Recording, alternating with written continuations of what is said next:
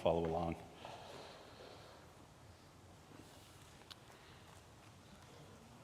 For many people, the Bible is just a very complicated book.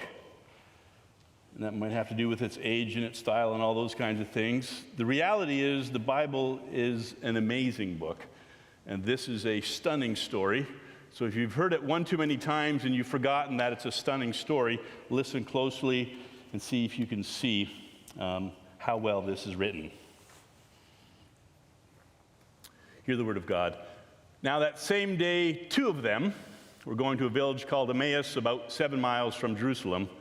They were talking with each other about everything that had happened.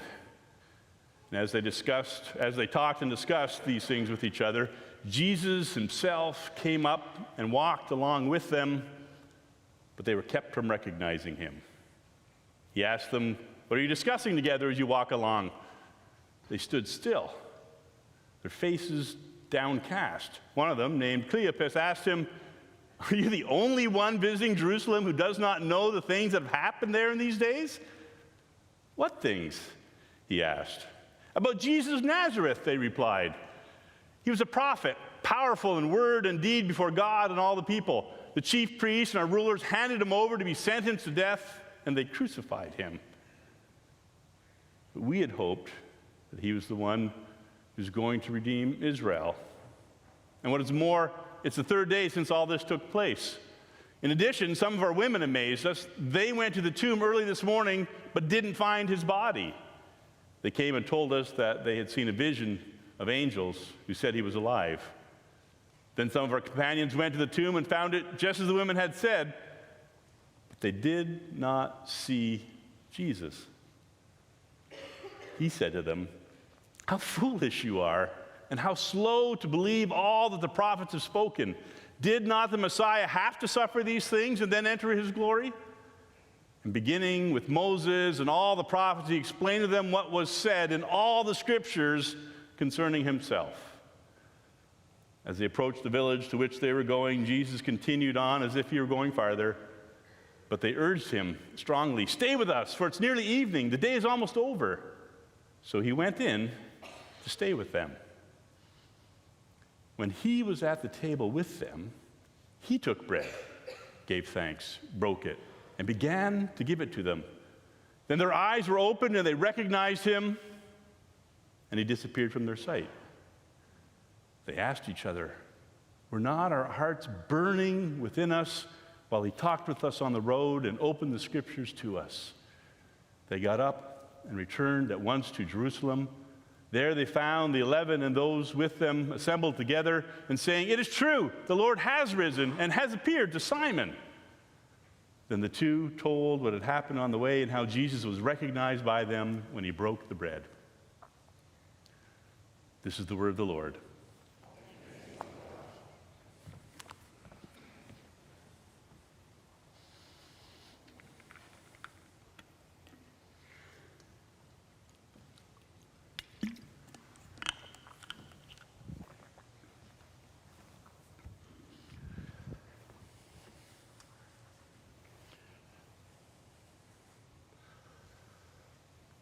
Today, the message is called See the Story. And we're going to be working on the question, how do I get people to see? We're doing Alpha right now, and this past week, the Alpha topic was, how do I tell others? And that's sort of what this is about, because if indeed Jesus rose from the dead, if that's true, then everything changes. Because if God can raise Jesus from the dead, what can't he do?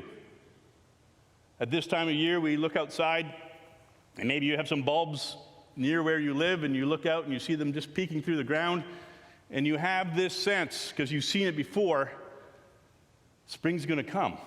It's not just going to be sunny like today, it's actually going to be warm, right? That happens. We remember that from a long time ago. And it's spring, and the Maple Leafs are in the playoffs. Do you have that much faith? And it's spring, and Jesus rose from the dead. And if God can raise Jesus from the dead, what is there in your world and in your life that he can't heal and fix and change and bring into the place it's meant to be.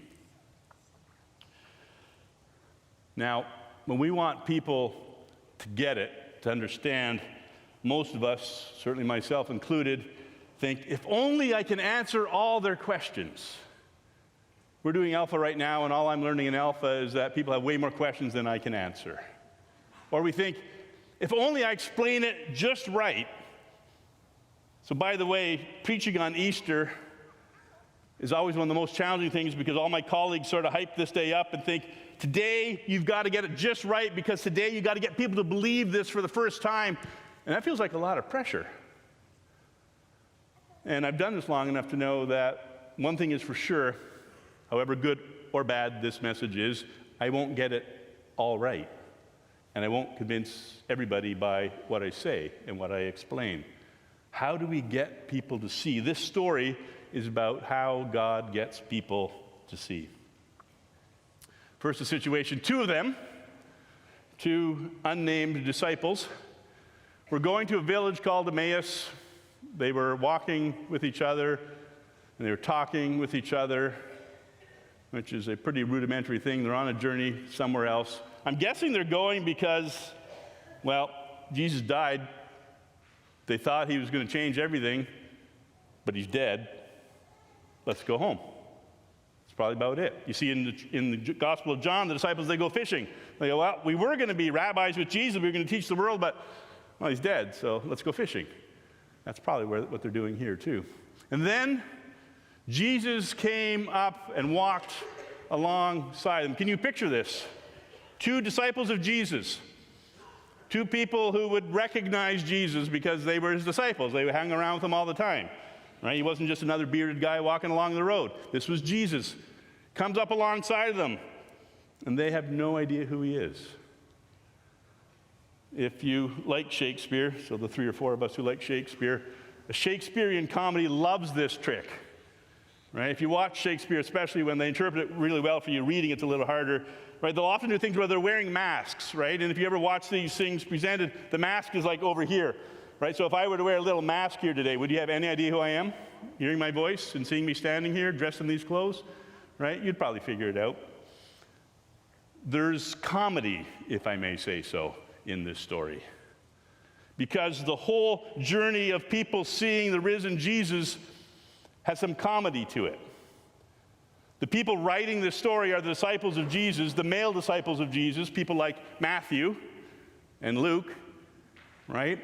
And when they're writing this story, they have to say, yeah, we told Jesus we'd be with him right to the end, but you know when that whole death thing happened, we weren't there. You know when that resurrection thing happened, we weren't there. We didn't even believe the women in the Matthew version when they told us. Up to this point, the male disciples anyways have no idea that Jesus is risen. And so they're walking along in this journey, and Jesus himself, the risen Jesus, walks up alongside of them. Now, there's a small chance that they're just people like me who have a horrible time trying to remember who people are.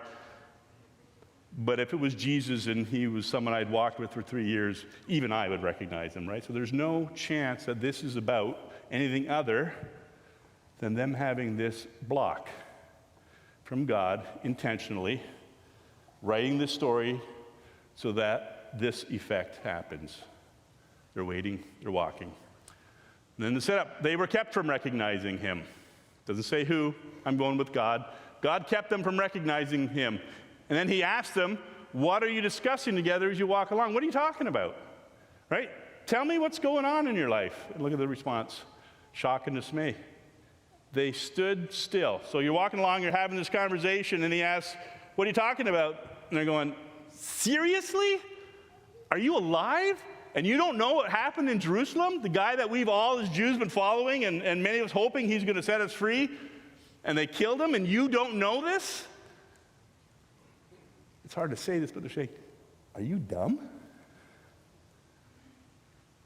Hold on to that thought, because they just asked Jesus if he was a little bit slow in carrying on or paying attention to what's going on around him.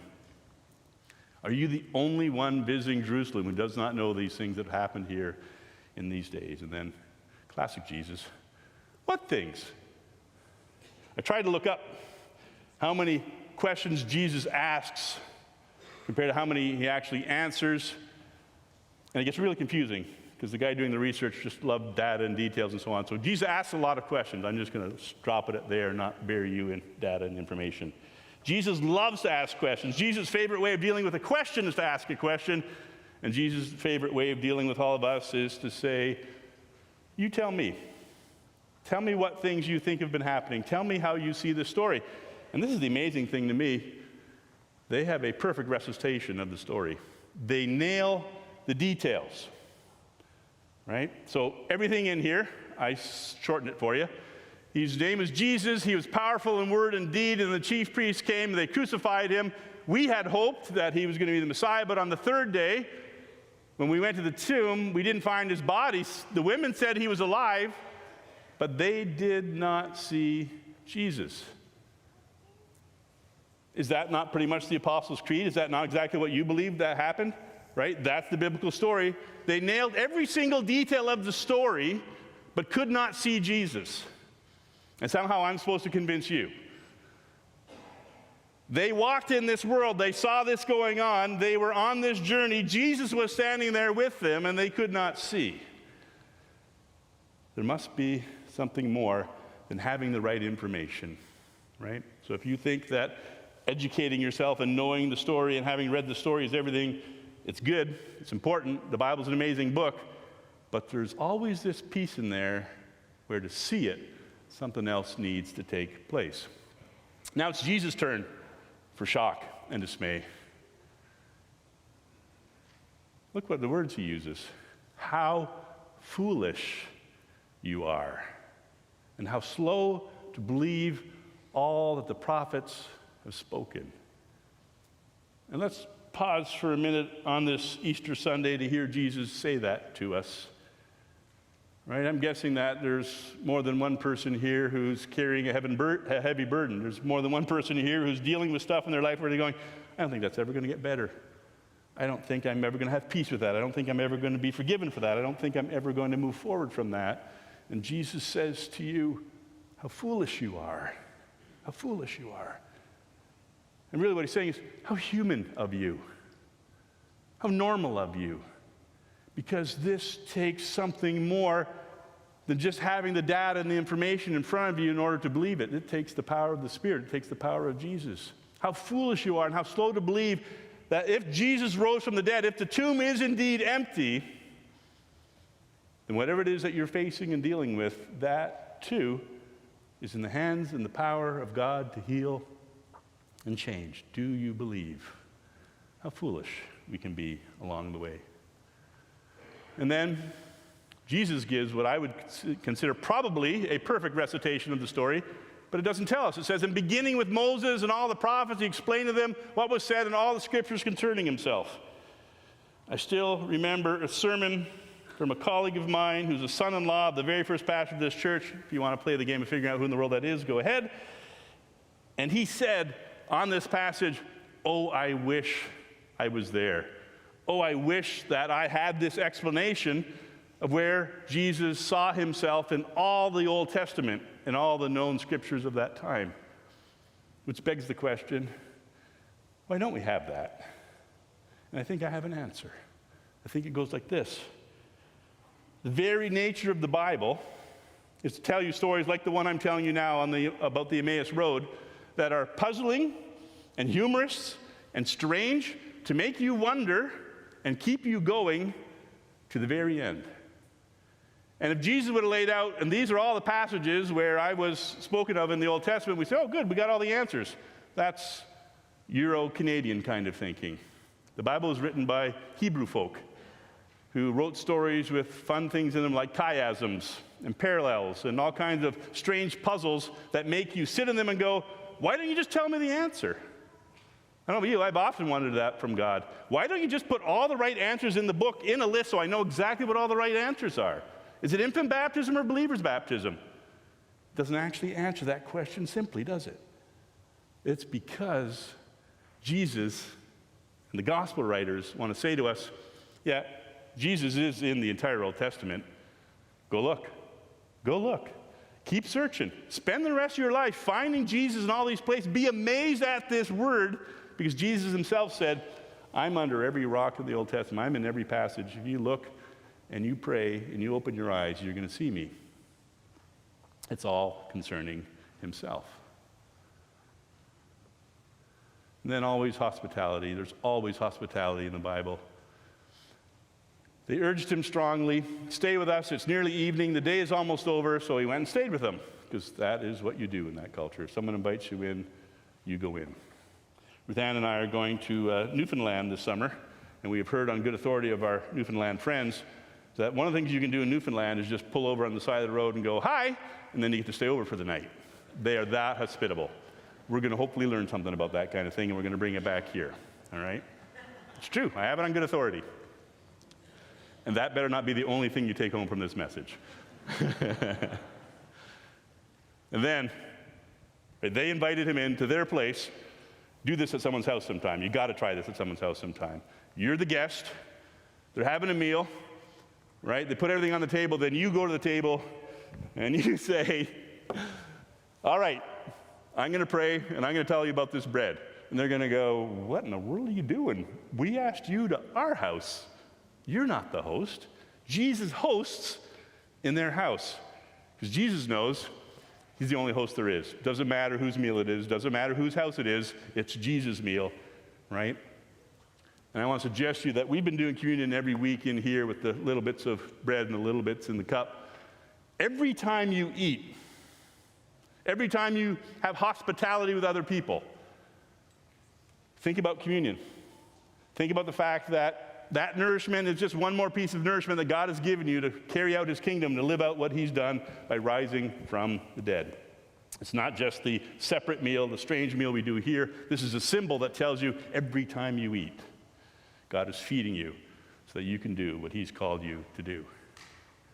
He took bread, and he gave thanks, and he broke it, and he began to give it to them. That sounds familiar, right? It doesn't say he's doing communion here, but it sure sounds like that's what he's doing here. And then, now you see me, now you don't. Then their eyes were open. Then God took the scales from their eyes the same way he converted Saul, who was trying to persecute him. He took the light and blinded him, and he took scales from his eyes, and suddenly he sees who Jesus is. Suddenly they see who Jesus is, because he let them. That should give us a whole lot of peace. Your job is to tell the story. Your job is to get the details right along the way. But this is when people come to understand, in God's time, in his way, by his gift. And it happens all the time. It's happening right now. It's happening today, right? Their eyes were opened because God opened their eyes. And then they recognized him. And shoot, can you imagine that? You finally figure out that Jesus has been walking with you the whole time, and now he disappears, so you can't go, wait a minute, I got a couple more questions. Why did he do that?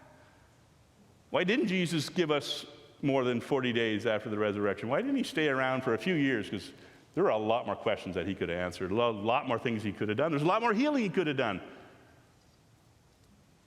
Because he just needed us to know. He just needed to plant the seed. He just needed to tell us there's hope. There's hope. It's spring. It's happening. Now you go and believe it and tell the story and share it. You know one of the things that really amazes me about this story? It's told and seen with such a lack of faith. So few people understood what happened with Jesus, and yet here we are 2,000 years later, after 2,000 years of actually a whole lot of horrible history on the part of the church, and yet this movement is growing and growing and growing, and more people know who Jesus is in this world just simply because it's true. Just simply because it's true. And we have inside of us this need. We need that hope. We need that anticipation. Right? If it was going to be winter all the time, like in The Lion, the Witch, and the Wardrobe, if it was always winter, oh man, I'm not sure I could take it. I'm so glad that even though it's still cold outside, it's sunny, right? And I know that this week the temperature's going to go up, and some flowers are actually going to start growing, and it's not going to be brown everywhere. Right? We know this. We live in that hope. And we also know the tomb is empty. Jesus has risen from the dead. And if God can raise someone from the dead and then seat him at his right hand on the throne, And we got somebody who's on our side, who's making all the difference in the world, and we can trust that. Looking back and going back, were not our hearts burning within us while he talked with us? I want to suggest to you here that Jesus is redeeming heartburn. Were not our hearts burning within us? So not only every time you have a meal, think of it as communion. Every time you have heartburn, think, I must be longing for something more. It fits perfectly, doesn't it? Right? I'm longing for that day when I no longer have heartburn, for example. I'm longing for whatever other bigger, more serious pains are in my life can be restored. Were not our hearts burning when he talked with us? Could we not tell, right? And anyone who tells you their story of coming to faith will tell you, yeah, there's this niggling in my mind. There's this disturbance in my soul. I was losing sleep. God was waking me up in the middle of the night with questions. God was getting under my skin. Were not our hearts burning within us? And if you have a heart burning kind of thing going on for you today, pay attention to it. God's trying to scratch an itch. He's trying to get your attention. He's going to show himself to you soon. And he wants to invite you to take that in faith. So they get a do-over. They return at once to Jerusalem. They find the 11. They're all assembled together. And they were going, we know it's true. Simon Peter saw him. They didn't even get to break the news to them. They just had to hold on to it and celebrate and start over themselves. Final point. Why did they see him in the breaking of the bread? Why the breaking of the bread? These two told what had happened on the way and how Jesus recognized them when he broke the bread. Why in this simple supper? The elements are coming soon, so I can't pick up the bread right now. Pretend I'm holding bread. Why in this symbol? One, because you do it every day. You eat something every day, right? Two, because it's just an action and a symbol and an experience that just keeps reminding you. Jesus spent incredibly little time explaining exactly what was going on, right? It keeps theologians in business all the time because we have to keep asking questions. What did he mean by that? What was going on here? How do we deal with this? But he did give us this meal. And it's a simple meal, so that every time we participate, as we're about to do, every time we take this in, every time we celebrate together, it's a reminder again that even if you don't have all the facts, even if you don't understand fully, see in this simple idea that Jesus is feeding you, that he's nourishing you, that he's encouraging you, that he's giving you everything you need to have hope and to trust in all that he has in store. Come and eat with that kind of trust. See him in the breaking of the bread. Amen.